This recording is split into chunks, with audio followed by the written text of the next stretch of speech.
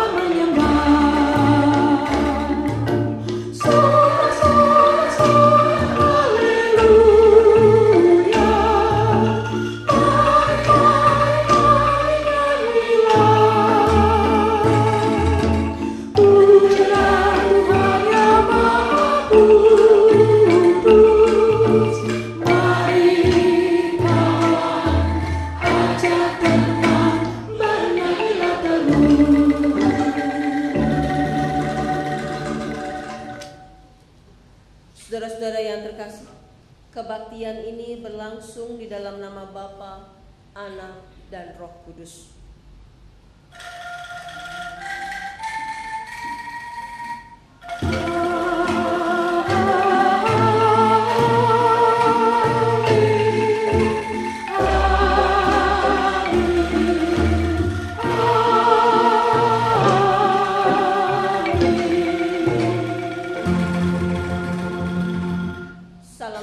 Bagi saudara-saudara yang datang dalam nama Tuhan, Tuhan besertamu.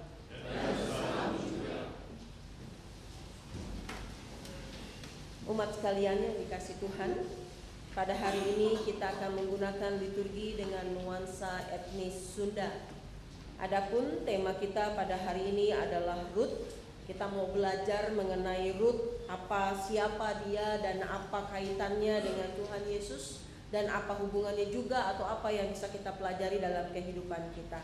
Mari kita akan menyambutnya dengan pujian Roh Kudus, kuatkanlah kami.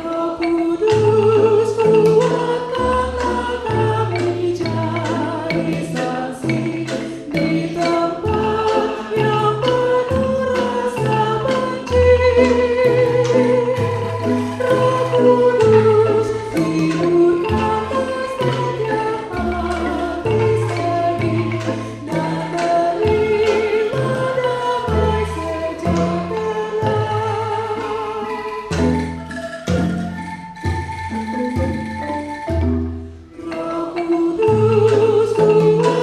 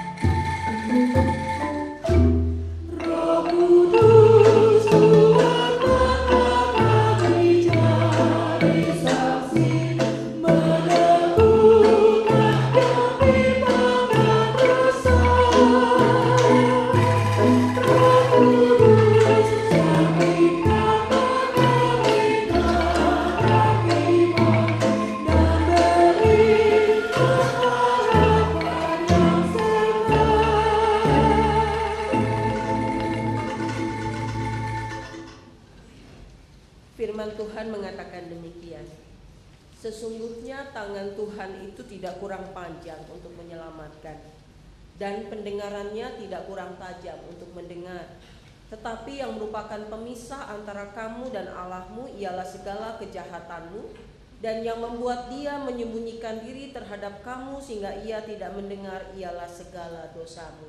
Terdapat dalam Yesaya 59 ayat 1 dan ayatnya yang kedua. Saudara, berdasarkan firman Tuhan ini, mari kita bersama-sama menundukkan kepala kita. Kita mau mengakui segala salah dan dosa kita di hadapan Tuhan. Kita berdoa secara pribadi terlebih dahulu.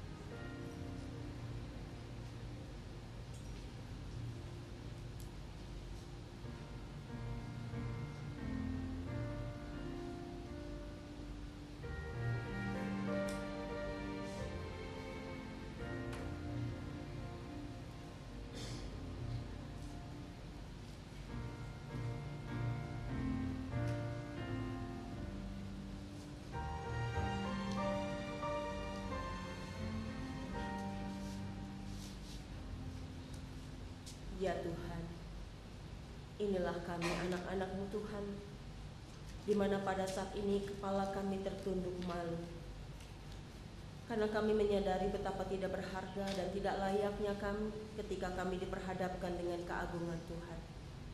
Ada banyak kesalahan, ada banyak pikiran, perkataan, tindakan kami yang tidak menyenangkan hati Tuhan.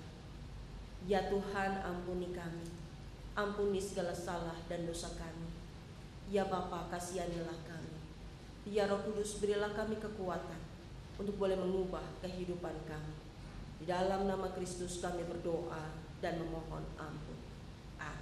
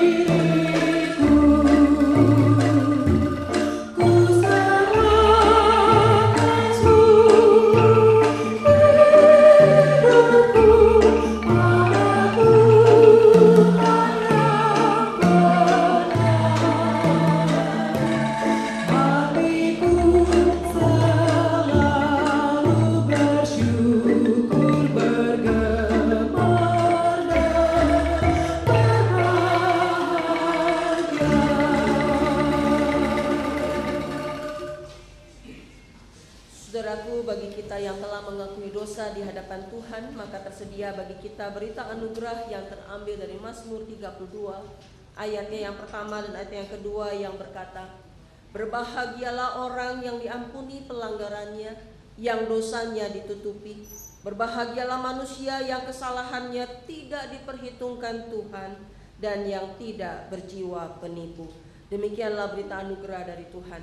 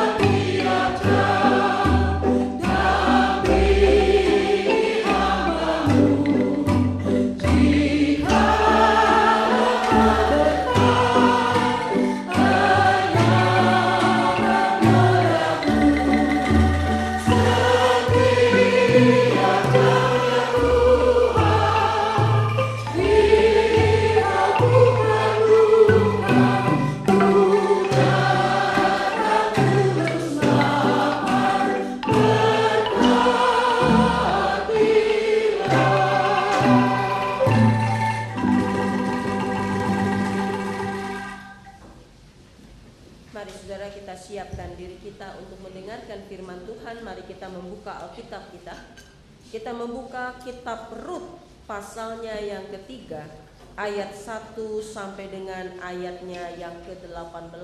Nanti satu bacaan dari Injil Matius, tapi kita membuka kitab Rut terlebih dahulu. Kitab Rut pasalnya yang ketiga, ayatnya yang pertama sampai dengan ayatnya yang ke-18. Semua sudah mendapatkannya, itu sebelum Samuel. Kitab Rut pasalnya yang ketiga, ayat 1 sampai dengan ayatnya yang ke-18. Kalau Alkitab sudah kita siapkan dengan baik, mari kita siapkan hati dan telinga dan pikiran kita, kita berdoa. Tuhan Yesus, pada saat ini kami mau membaca firman-Mu Tuhan. Kami mau mendengarkannya dan kami mau belajar untuk mengertinya. Namun kami menyadari akan keterbatasan kami. Betapa sulit bagi kami untuk bisa berkonsentrasi dengan baik, membaca, mendengarkan firman-Mu. Oleh karenanya Tuhan, kami mohon, kuasailah setiap kami Tuhan, supaya kami boleh membaca dengan baik. Tolonglah kami, supaya kami boleh mengerti akan firman-Mu ini dengan baik.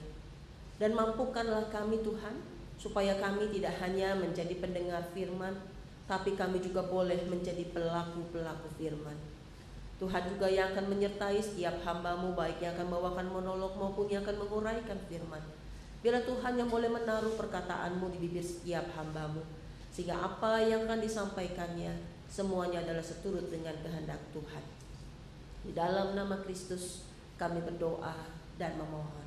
Amin. Kitab Rut pasal 3 ayat 1 sampai dengan ayatnya yang ke-18. Dengarkanlah firman Tuhan. Lalu Naomi, mertuanya itu berkata kepadanya, "Anakku, apakah tidak ada baiknya jika aku mencari tempat perlindungan bagimu supaya engkau berbahagia? Maka sekarang, bukankah Boas yang pengerja-pengerjanya perempuan telah kau temani itu adalah sanak kita? Dia pada malam ini menampi jelai di tempat pengirikan. Maka mandilah dan beruraplah, pakailah pakaian bagusmu dan pergilah ke tempat pengirikan itu. Tetapi janganlah engkau ketahuan kepada orang itu sebelum ia selesai makan dan minum. Jika ia membaringkan diri tidur, haruslah engkau perhatikan baik-baik tempat ia berbaring. Kemudian datanglah dekat, singkapkanlah selimut dari kakinya dan berbaringlah di sana. Maka ia akan memberitahukan kepadamu apa yang harus kau lakukan." Lalu kata Rut kepadanya, "Segala yang kau katakan itu akan kulakukan." Sesudah itu, pergilah ia ke tempat pengirikan dan dilakukannya tepat seperti yang diperintahkan mertuanya kepadanya. Setelah Boas habis makan dan minum dan hatinya gembira, datanglah ia untuk membaringkan diri tidur pada ujung timbunan jelai itu. Kemudian datanglah perempuan itu dekat dengan diam-diam, disingkapkannyalah selimut dari kaki Boas dan berbaringlah ia di situ. Pada waktu tengah malam, dengan terkejut terjagalah orang itu lalu meraba-raba ke sekelilingnya, dan ternyata ada seorang perempuan berbaring di sebelah kakinya. Bertanyalah ia, "Siapakah engkau ini?" Jawabnya, "Aku Rut, hambamu. Kembangkanlah kiranya sayapmu melindungi hambamu ini, sebab engkaulah seorang kaum yang wajib menebus kami." Lalu katanya, "Diberkatilah kiranya engkau oleh Tuhan, hai ya anakku. Sekarang engkau menunjukkan kasihmu lebih nyata lagi daripada yang pertama kali itu, karena engkau tidak mengejar-ngejar orang-orang muda, baik yang miskin maupun yang kaya.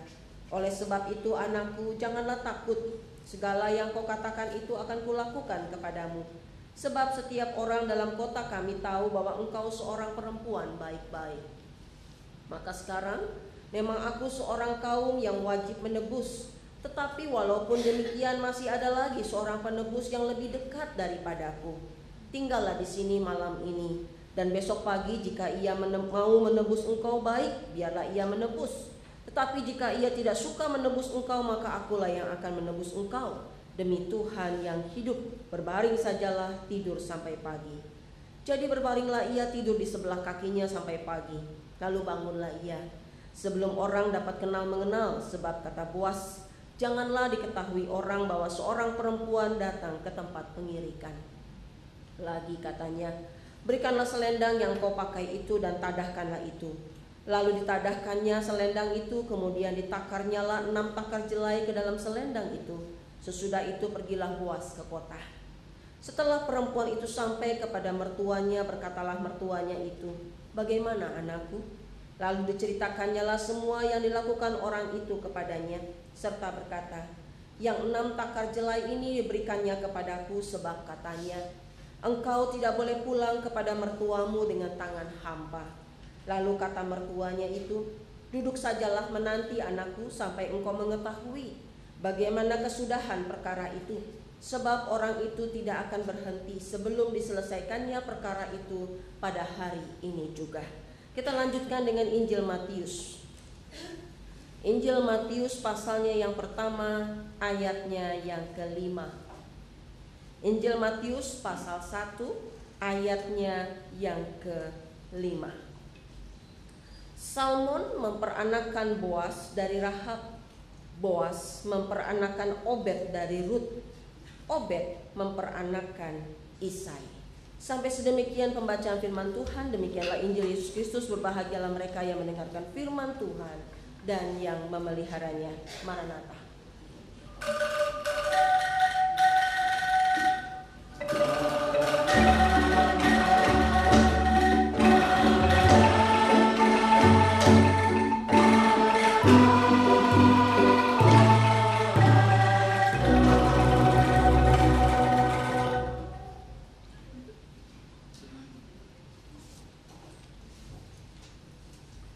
Siapa aku? aku bukanlah umat pilihan, karena aku tidak lahir di antara bangsa pilihan. Aku adalah seorang kafir, seorang penyembah berhala, bahkan lahir sebagai penyembah berhala, bukan wanita terpandang. Bahkan dalam status sosial pun, aku hanyalah seorang janda. Tapi aku bertekad bulat melayani mertuaku. Walau suamiku sudah tak ada, aku mau mengikut Allah bangsa suamiku. Karena bangsanya adalah bangsaku, Allahnya adalah Allahku. Susah payah sekalipun aku jalani sebagai orang asing di negeri asing. Yang kupunya kini hanya iman dan kesetiaan kepada mertuaku. Kemanapun ia pergi, disitulah aku ada bersamanya.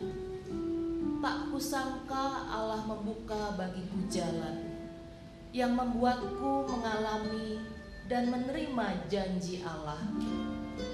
Aku yang adalah pendatang dan orang asing, dijadikannya keluarga.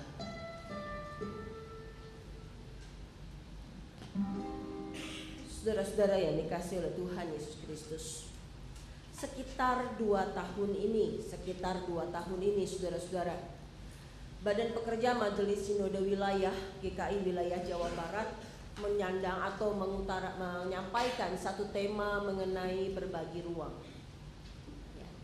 Berbagi ruang ini selalu didengungkan, dan menurut saya hampir semua gereja khususnya di GKI Jawa Barat kemudian memakai tema ini menjadi bagian di dalam program kerja gerejanya. Lalu pertanyaan kemudian mulai muncul, apakah yang dimaksud dengan berbagi ruang? Lalu saudara, orang kemudian mulai menyampaikan, oh, berbagi ruang adalah ketika kita membuka pintu kita, ketika kita membuka gereja kita, ketika kita membuka program-program kerja untuk orang-orang yang berbeda dengan kita. Pertanyaan muncul lagi, siapa yang dimaksud dengan orang yang berbeda tadi? Kebetulan beberapa waktu yang lalu ketika berapa kali saya mendapat kesempatan untuk di sinode rapat, saudara-saudara, lalu mulai ditanyakan, Klasis Jakarta Barat kegiatannya apa dalam kaitan dengan berbagi ruang, saudara-saudara? Dalam tanda kutip, belum bagian giliran Jakarta Barat, saya langsung tanya sama teman-teman, weh, kumpulin program kerjanya apa aja yang berbagi ruang. Dan saudara-saudara, saya mendapatkan banyak sekali program kerja mengenai berbagi ruang. Apa yang dikerjakan? Ternyata Klasis Jakarta Barat itu luar biasa. Ya. Hampir semua jemaat di Klasis Jakarta itu punya balai pengobatan. Cuma satu yang nggak ada, betul ya Pak Arwi? Siapa yo? GKI Delima kalau nggak salah, betul ya? Nah, kalau dia orang Klasis jadi tahu dia. GKI Delima, dan itu pun dalam proses mau membuat balai pengobatan. Semua yang lain kita di Klasis Jakarta Barat itu ada 11 jemaat, 10 jemaat punya balai pengobatan. Klinik, punya klinik. Klinik ini untuk anggota jemaat saja kah? Oh tidak. Klinik ini dibuka untuk umum, dibuka untuk banyak orang. Bayangkan saudara-saudara, sementara klasis-klasis yang lain tidak seperti ini. Saya bangga juga di Klasis Jakarta Barat ya. Waduh, ternyata Jakarta Barat itu 10 jemaat punya klinik. Satu pun lagi dalam proses mau membuat klinik. Yang saya tahu begitu GKI Delima. Lalu apa lagi? Oh, ternyata banyak saudara-saudara. Ada yang namanya, kalau pengobatan gratis mah jelas lah ya, yang namanya ada klinik pasti ada pengobatan gratis gitu ya. Lalu ada jualan sembako. Ada gereja-gereja tertentu yang jualan sembako untuk masyarakat. Siapa? Bukan cuma dia, tapi dia bekerja sama dengan RT RW-nya, bekerja sama dengan vihara, bekerja sama dengan gereja Katolik yang ada di dekatnya, dan mereka bersama-sama setiap kali pas mau lebaran atau apa, maka mereka mengadakan gelar membuka atau bazar sembako untuk masyarakat. Dan itu ratusan kayaknya kalau nggak salah, itu sembako yang dibagikan mungkin sampai ribuan kali, saya belum sampai detail sampai sedemikian. Tetapi saudara, ada banyak. Cuma ketika ini disampaikan dan coba kita teliti lagi, maka kita melihat siapa itu berbagi ruang kepada siapa, maka orang-orang yang berbeda dengan kita. Siapa yang berbeda? Yang berbeda ini adalah orang-orang yang beda agama dengan kita. Betul ya? Beda agama. Beda agama, tetapi sebatas apa Bapak Ibu? Seringkali sebatas sebuah klinik, sebatas sebuah balai pengobatan, sebatas pengobatan gratis, tapi mereka ada di luar sana.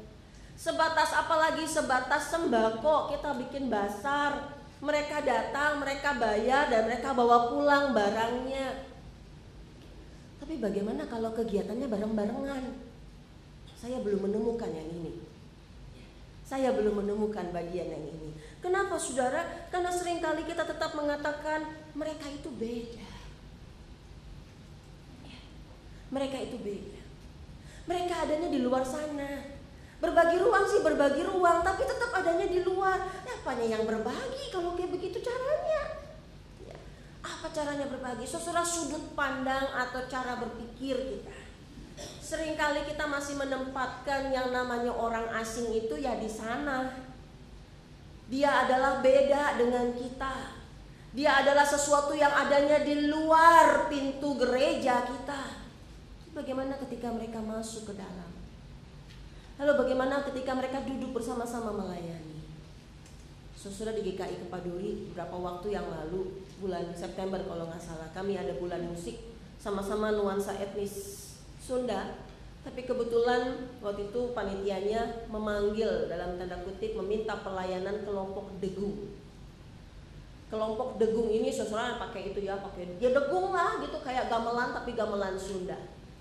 Lalu mereka datang ke gereja. Mereka melayani sama seperti rekan-rekan melayani, ngiringin semua lagu-lagu, lalu juga mengisi dan seterusnya. Selesai bernyanyi, saudara-saudara, lalu kita ngobrol dan cerita. Biasa kan katanya gitu ya, kita bercengkrama, ngobrol. Lalu ternyata ada banyak yang bukan orang Kristen. Itu banyak yang bukan orang Kristen, tapi masuk ke dalam gedung gereja, ke dalam ruang ibadah, dan artinya kan dia ikutin ibadah dari awal sampai akhir. Karena kan mau gak mau ya dia ngiringin semua lagu pujian, betul? Dia masuk, dia duduk, dia bermain musik, lagunya lagu apa? Lagu gereja. Lagu gereja dari awal sampai dengan akhir. Dan akhirnya pun pulang. Ya. Saya gak nanyain sampai detil, kamu jadi Kristen gak? Enggak, saudara-saudara, bukan dalam rangka kristenisasi. Tetapi saya membayangkan kalau saya yang harus menjadi seperti posisi dia. Ya. Datang, duduk bersama-sama, melayani bersama-sama. Waduh, itu satu hal yang luar biasa. Dan kami surprise. Yang benar, dia bukan orang Kristen. Kenapa? Kan di kepala kita tadi ya, konsep berpikir kita yang namanya sama-sama itu ya sama-sama, ya satu agama, kalau boleh mah satu suku, satu strata sosial dan seterusnya. Ketika dia beda, maka kadang-kadang kita kemudian melihat dengan cara yang berbeda. Saudara-saudara yang dikasihi oleh Tuhan Yesus Kristus, cara berpikir ini tidak bisa dilepaskan dari yang namanya budaya. Kita dibesarkan dari kecil dengan budaya yang seperti ini, dengan cara pandang yang seperti ini, ya. Dari kecil diajarkan oleh orang tua, kita nggak ngomong soal benar salah gitu ya. Tapi orang tua mengajarkan, kamu tuh begini, di luar ini tuh orang lain. Ya. Di luar kelompok ini adalah orang lain yang beda dengan kamu.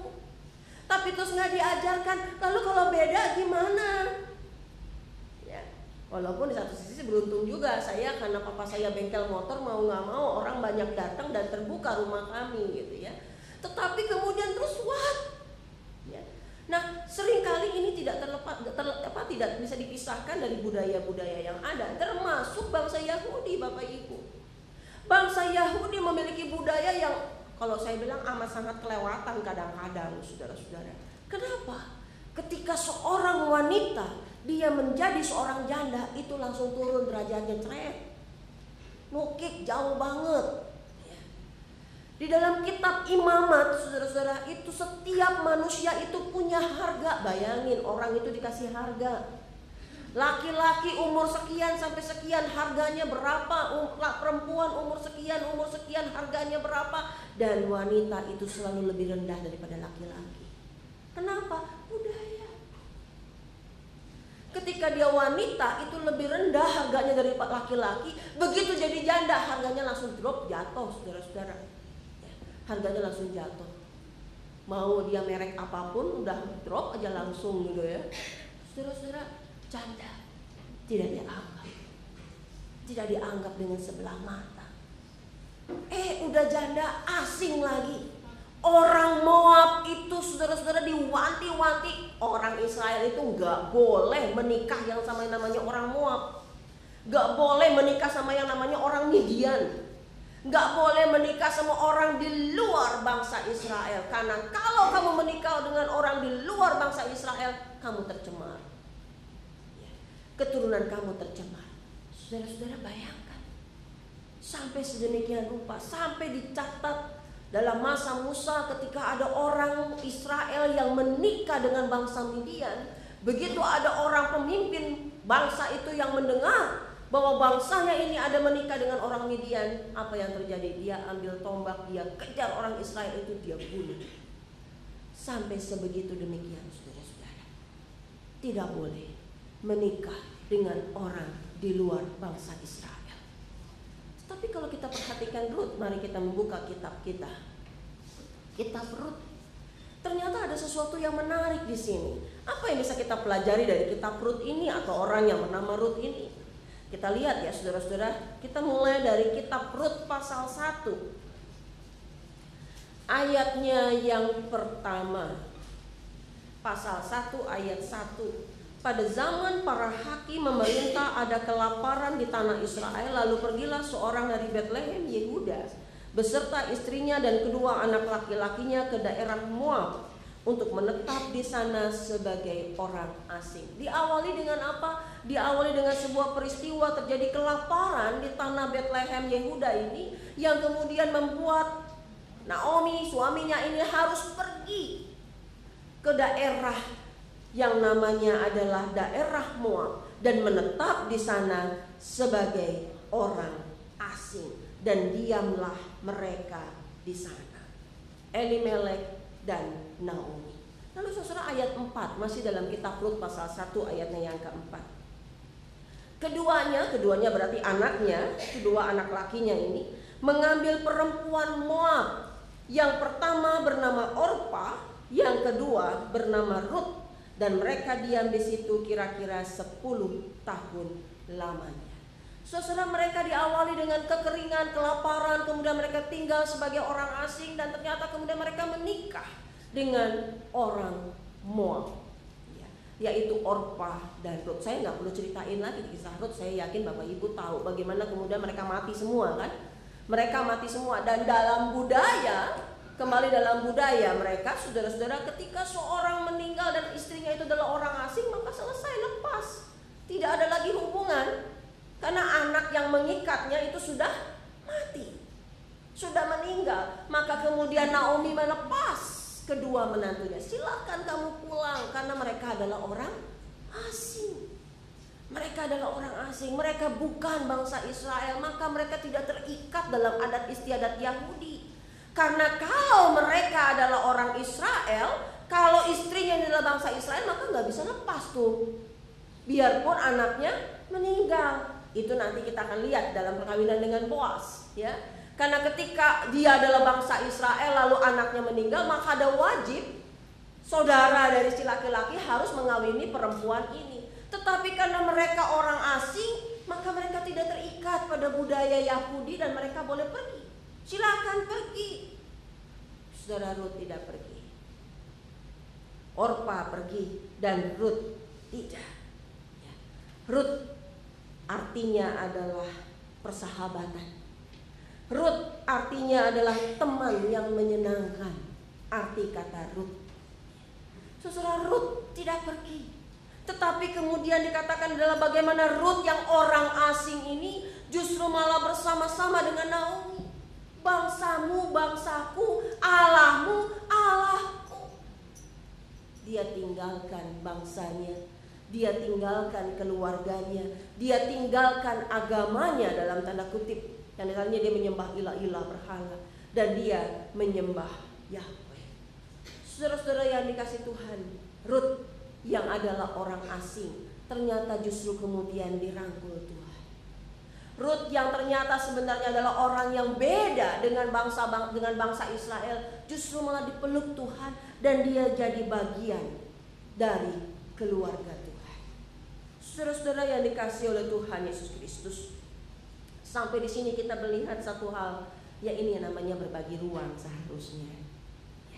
Bagaimana kita boleh membuka, bagaimana kita boleh merangkul setiap orang, bukan memisahkan dan mereka beda, tidak, tapi menjadi satu bagian yang utuh. Nah, persoalan kemudian mulai muncul bagaimana? Yang pertama dari sisi Rut, saudara-saudara. Yang pertama, Rut ini dia harus punya kesediaan untuk melepaskan diri, betul? Dia harus punya kesediaan melepaskan diri dari bangsanya, melepaskan diri dari agama dan masuk ke dalamnya. Dia harus punya kesetiaan terhadap mertuanya. Saudara-saudara, saya membayangkan Rut ini adalah seorang wanita yang luar biasa. Bayangkan, ini saya membayangkan gitu ya. Aduh, kasihan amat mertua saya sendirian. Apalagi dia janda, orang asing lagi kan, masuk ke Bethlehem itu, masuk ke Israel itu, dan dia bersedia memungut jelai-jelai untuk mertuanya. Menantu mana yang mau seperti ini, saudara-saudara? Saya juga menantu sih, mikirin dia mau juga ya kayak begitu ya, semungutin jelai buat mertua gitu ya. Tetapi menantu ini lakukan, padahal udah gak ada ikatan. Suaminya sudah meninggal, bukan? Dia bisa lakukan semaunya dia harusnya, tetapi dia tidak lakukan. Dia rela memungut jelai. Itu adalah kebiasaan Israel ketika mereka panen, maka disisakan jelai-jelai untuk orang pungut, orang miskin pungut. Berarti Rut ini kan miskin sekali, dan dia mau mengutin jelai-jelai itu sedemikian rupa buat dia dan buat mertuanya. Saudara bayangkan betapa setianya, betapa luar biasanya Rut. Bagaimana dia memiliki kebaikan hati yang sedemikian rupa. Dia punya kesediaan dipakai Tuhan. Ya, kita lihat ketika Naomi kemudian mengatakan, Rut, kamu mau gak disediakan perlindungan dan seterusnya dengan cara seperti ini. Saudara, kalau kita perhatikan bacaan kita Rut pasal 3, kayaknya sih rada ngeri-ngeri juga. Kenapa ngeri? Ketika si Rut ini harus diam-diam datang ke tempat pengirikan, menyingkap selimut kakinya Boas dan kemudian dia tidur di situ. Kalau ketahuan kira-kira disebut apa ya perempuan yang seperti ini? Perempuan sundal katanya di sebelah sini. Artinya bukan perempuan baik-baik, betul Bapak Ibu? Tapi dia rela lakukan itu. Dia rela lakukan itu demi mertuanya. Dia rela mempertaruhkan harga dirinya. Dia rela mempertaruhkan kehormatannya. Padahal dia perempuan baik-baik, bukan? Dia perempuan baik-baik, tapi dia rela mempertaruhkan kehormatannya demi mertuanya. Sebuah hal yang luar biasa. Pertanyaan, bagaimana dengan kita, saudara-saudara? Mempertaruhkan, dipakai sedemikian rupa dengan pertaruhannya adalah kehormatan. Dipakai Tuhan sedemikian rupa dengan pertaruhannya adalah harga diri. Bersedia nggak dipakai? Kadang-kadang enggak, Bapak Ibu, kita ngitung. Yes. Kita ngitung. Wah, dipakai Tuhan sih dipakai Tuhan, tapi kalau taruhannya harga diri mah Tuhan kayaknya kira-kira kali mintanya jangan kelewatan. Kita ngomong begitu sama Tuhan. Tapi Rut, dia memperlihatkan contoh dengan cara yang luar biasa. Dia dipakai Tuhan dengan mempertaruhkan seluruh kehidupannya, harga dirinya, kehormatannya. Dia bersedia dipakai Tuhan. Yang adalah orang asing, yang adalah orang yang tersingkirkan, tapi Tuhan rangkul, Tuhan pakai dia sehingga dia menjadi alat Tuhan. Injil Matius pasal 5 ayat pasal 1 ayat 15 menyebutkan bagaimana kemudian si Rut ini adalah cikal bakal Tuhan Yesus. Bagaimana akhirnya Rut dan Boas, kemudian akhirnya Obed dan seterusnya. Ya, ternyata Tuhan pakai dari orang asing ini menjadi salah satu bagian dari kepanjangan tangan penyelamatan Tuhan, yaitu Kristus. Yaitu Kristus, kelahiran Kristus. Saudara-saudara yang dikasih Tuhan, Rut seorang wanita yang luar biasa. Tuhan pakai dia yang adalah orang asing, yang adalah orang yang terbuang sebagai janda, miskin, tapi Tuhan pakai menjadi alat dengan cara yang luar biasa. Saudara, kita ini adalah anak-anak Tuhan. Kita bukan orang asing di hadapan Tuhan. Kita bukan orang yang terbuang. Atau adakah yang terbuang di sini? Rasanya enggak. Kita semua ini bukan orang terbuang. Kita bukan orang asing. Pertanyaannya, bersediakah kita dipakai Tuhan? Bersediakah kita dipakai Tuhan menjadi alatnya? Bersediakah kita dipakai Tuhan menjadi saluran kasih-Nya? Saudara, Rut mempertaruhkan kehormatannya. Rut mempertaruhkan semua apa yang dia miliki untuk dipakai Tuhan. Bagaimana dengan kita? Apakah kita masih berhitung dengan Tuhan? Ataukah kita mau bilang, Tuhan, di minggu Advent ketiga ini saya mau belajar untuk menyerahkan seluruh hidup saya dipakai Tuhan, dipakai menjadi alat Tuhan, sehingga banyak orang boleh mengenal Tuhan melalui saya, melalui diri kita masing-masing. Banyak orang diselamatkan melalui Rut. Karena Rut, bagaimana dia bekerja untuk Naomi, dan bagaimana kemudian dia menjadi alat yang luar biasa. Tuhan menolong kita. Amin.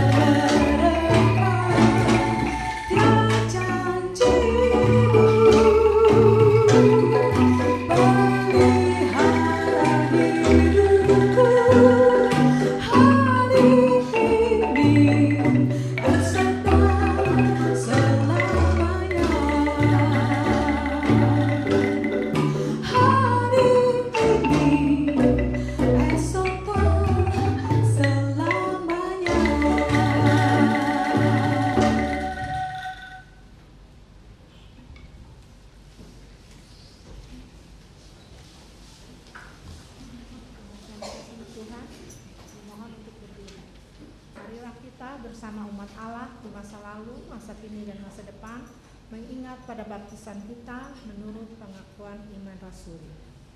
Aku percaya kepada Allah, Bapa yang Maha Kuasa, Bapa langit dan bumi, dan kepada Yesus Kristus, Anak yang tunggal Tuhan kita, yang dikandung dari Roh Kudus, lahir dari darah Maria, yang menderita sengsara di bawah pemerintahan Pontius Pilatus, disalibkan, mati dan dikuburkan, turun ke dalam kerajaan maut, pada hari yang ketiga bangkit pula dari antara mati, naik ke surga, duduk sebelah kanan Allah, Bapa yang Maha Kuasa.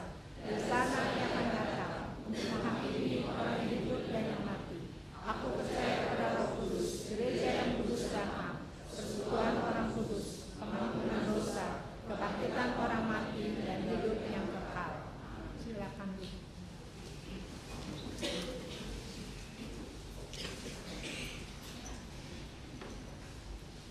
Baik, Bapak Ibu, kita tundukkan kepala kita naikkan doa syafaat kita.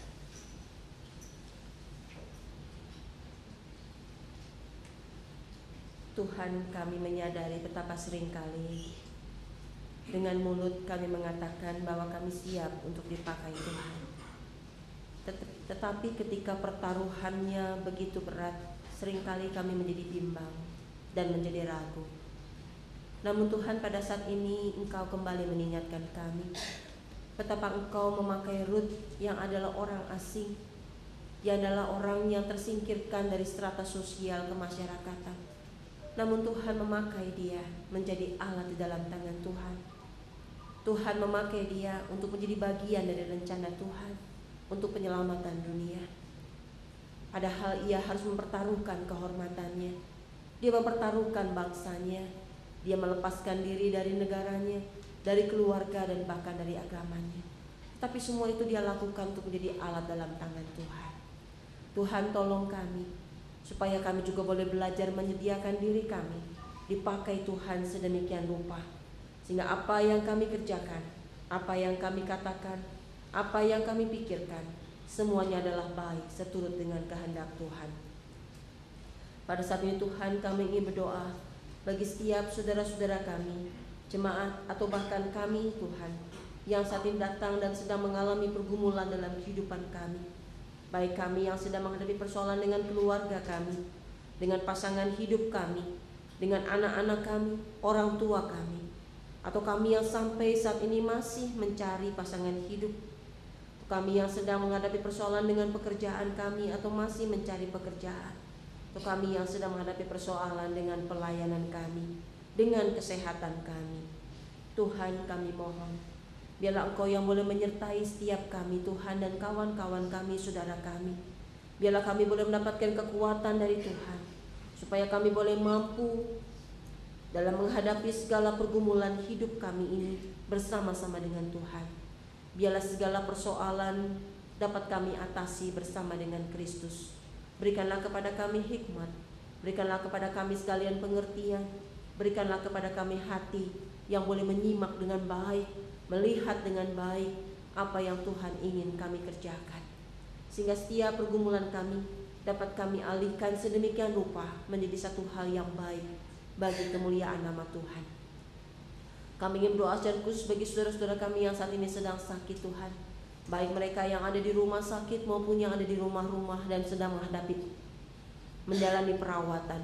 Tuhan, biarlah Engkau yang boleh menolong setiap kami, jemaat kami, saudara kami yang saat ini sedang mengalami sakit.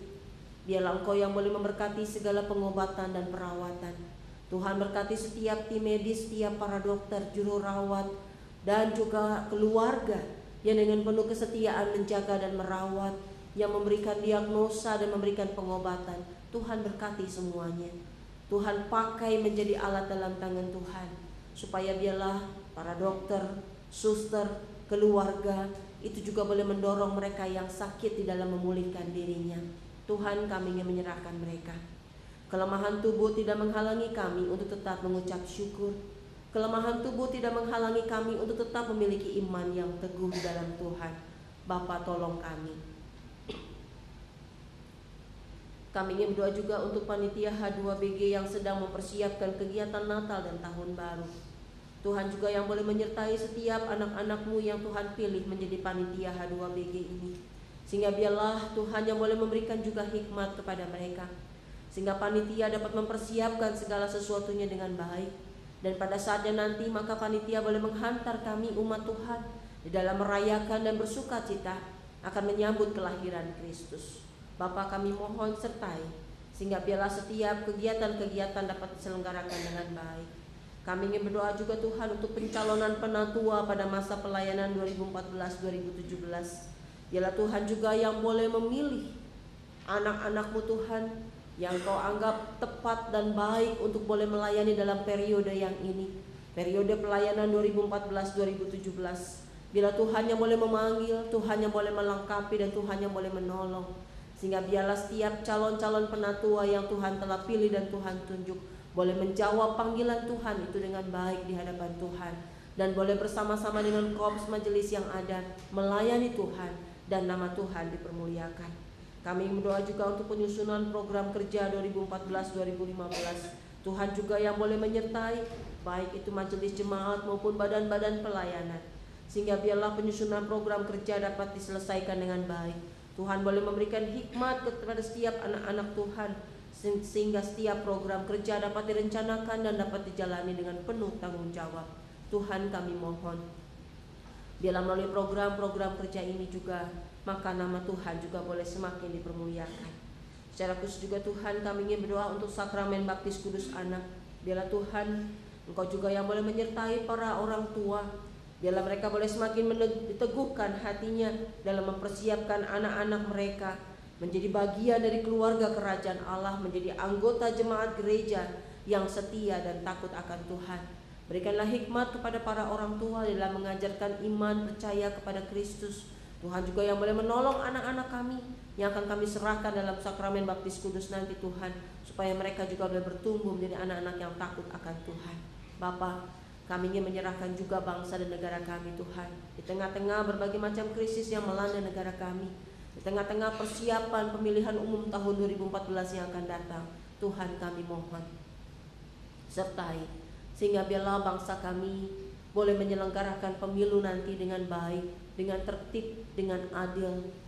Dan biarlah setiap orang, setiap wakil yang terpilih menjadi wakil rakyat, baik itu tingkat DPR, MPR maupun presiden, Tuhan, biarlah Engkau yang berikan hikmat kepada mereka, berikan hati yang takut akan Tuhan, berikan kepada mereka sebuah kesadaran penuh bahwa ketika mereka terpilih, maka mereka terpilih untuk menjadi wakil rakyat, bukan memikirkan diri ataupun golongan. Tuhan, kami mohon, biarlah bangsa kami boleh keluar dari krisis, bangsa kami boleh melanjutkan kehidupan dengan baik dan membangun diri menjadi negara yang maju, negara yang adil, negara yang baik untuk setiap bangsanya. Terima kasih Tuhan, kami ingin menyerahkan doa kami yang jauh dari sempurna ini hanya dalam nama Tuhan kami Yesus Kristus, Tuhan dan Juru Selamat kami yang hidup. Amin.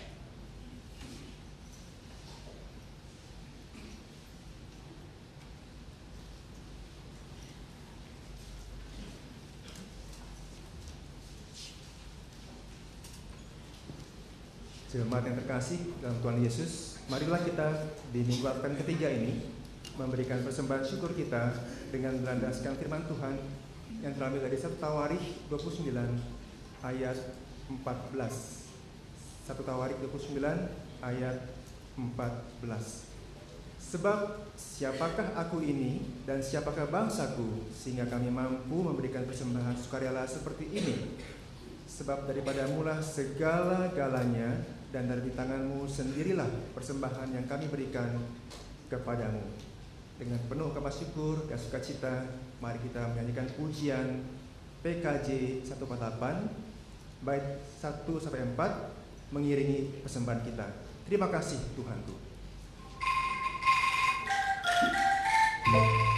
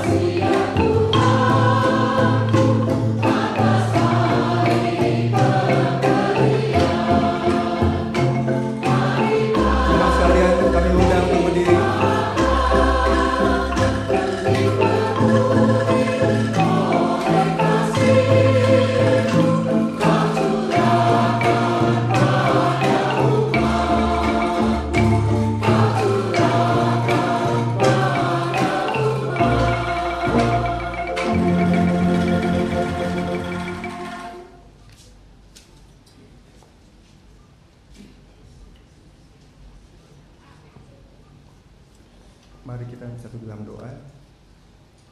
Tuhan Allah Bapa Surgawi, terima kasih ya Tuhan atas hari pemberian-Mu, atas hari baru limpah rahmat dan dipenuhi oleh kasih-Mu.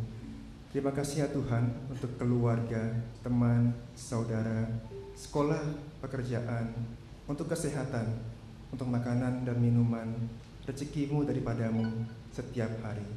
Ya Tuhan Allah Bapa kami, saat ini kami membawa dengan penuh sukacita dan rasa syukur persembahan yang semuanya adalah daripada-Mu sendiri ya Tuhan.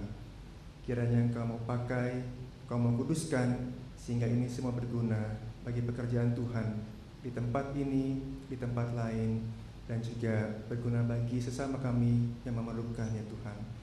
Dan juga Tuhan tolonglah kami juga bisa memberikan diri kami sebagai ibadah yang kudus, yang berkenan kepada Allah. Tolong berkati setiap tangan yang mengelolanya, majelis jemaat maupun badan pelayanan, sehingga ini bisa berguna bagi kemuliaan nama Tuhan. Di dalam nama Tuhan Yesus kami sudah berdoa dan menaikkan ucapan syukur kami. Amin.